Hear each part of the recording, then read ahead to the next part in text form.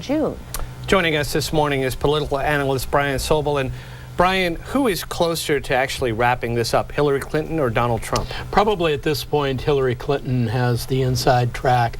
There's still some debate about whether you can derail Donald Trump, but they're both in pretty fast motion at this point. To me, this was win-win for Trump. I mean, he won the majority of the states that were up for grabs, but then he also won because the other four candidates are still in it. Absolutely. And fighting for those delegates. And the more they're in it, the better it is for Trump, yes or no?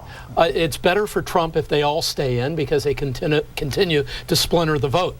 And somehow, some way, somebody has to get a couple of these people out. And then, of course, at that point, if it's Carson and Kasich who leave, then it's really the question of are you going with Rubio or Cruz, because that's the only path to the establishment anti-Trump victory. And here's a guy last night who didn't just win in the South.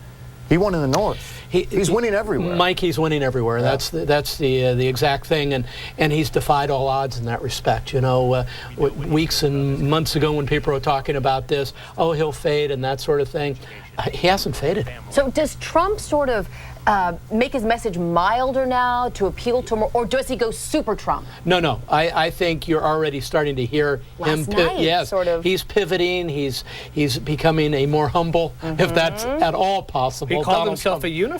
A unifier. Yes, he had the absolutely. American flags behind him. He had the whole thing going on. Well, he had Chris Christie behind him. Well, wow. Poor Chris Christie. Poor guy. Yeah, I don't get that. Do you think that Chris Christie thinks, honestly, now that he made a mistake?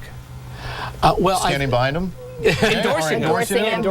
I think it's, to watch these people who had their own national profile, even back when Sarah Palin was there, and you see them all of a sudden behind Trump, and you kind of wonder what they're thinking about. What does Chris Christie think he's getting out of this, as an example? Does he really believe Donald Trump's the person or not? You really wonder. I mean, the New York Times called him a fanboy in a really kind of a tough piece on Chris Christie. Oh, yeah. This might actually derail his future career. Absolutely. You make choices along the way, and who you support and where you stand, frankly, makes a big difference down the line. What about Senator Cruz in his speech last night hinted that everyone should bail, get out?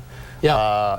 And if they did, that would mean some of the Great Lakes states, your Michigans, your Illinois, he would be more competitive with Trump. Right. But we don't see this happening. You don't see this I don't see this happening because Rubio, first of all, is saying it's not going to happen, and the other two are staying in. Kasich is going to stay in to see how he does in his own state of Ohio.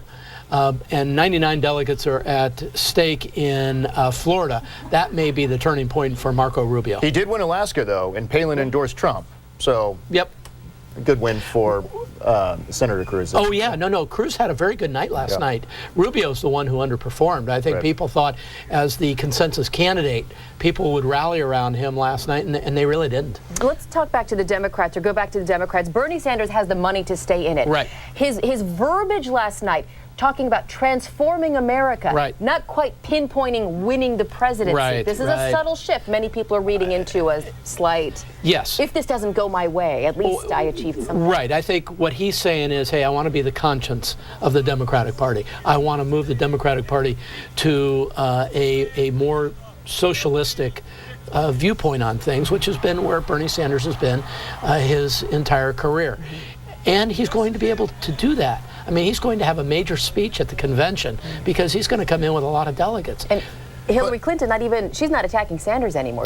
She's moving on. Let's say he does drop out. Do you think that the Bernie Sanders voters will they stay home on Election Day, or will they go and vote for Hillary Clinton? No, I think they'll stick with their candidate, but he'll start fading.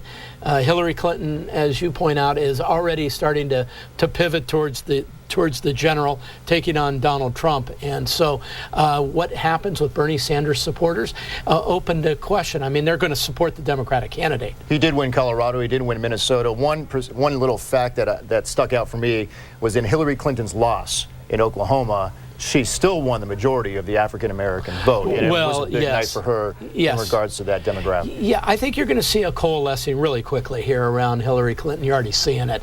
But that's to take nothing away from the effort of Bernie Sanders. For people who are watching this morning who are Bernie Sanders, it's a great fight. He's a battler, and he's got a point of view, actually very much from the left and progressive, as Trump does on the right. They're attracting their own groups that are tired of the status quo. That's what you're seeing. Brian, real quick, we have to go, but the Republicans are already playing the blame game. How did we let this happen to our party? What is the future of the Republican Party if Trump gets the nomination? Well, you're either going to see the party gravitate to the Trump point of view, and we're still learning what that is, or, you know, he's going to have his run and it's going to revert to something different. There's a Fox debate tomorrow night, and word is that Donald Trump may not even show. Well, we'll see. Yeah. He doesn't have to, does he? Megyn Kelly's He doesn't have to, does he? No, and he's had the dust up with Megyn Kelly. And right, and failed the show last week. Right. We'll see. All right, Brian Sobel breaking down Super Tuesday. Thank you. My pleasure.